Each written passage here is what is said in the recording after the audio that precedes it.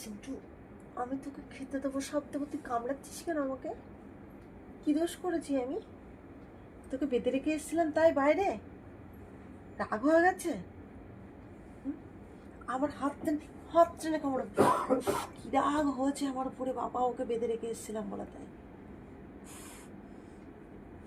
চিন্টু শোন, মারবো মারবো মারবো মারবো, ছাড় চিন্টু ছাড়, তুই ঘরে আসা পর্যন্ত আমাকে কামড়ে যাচ্ছে।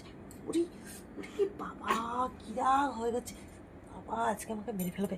তোর আজকে আমি ব্যবস্থা করবো, দেখ দেখ। এই এই এই কি করছিস তুই আমাকে? কি করছিস তুই আমাকে? কি করছিস? হ্যাঁ, দেখ তো কি করেছিস, কি করেছিস? এত রাগ কিসের?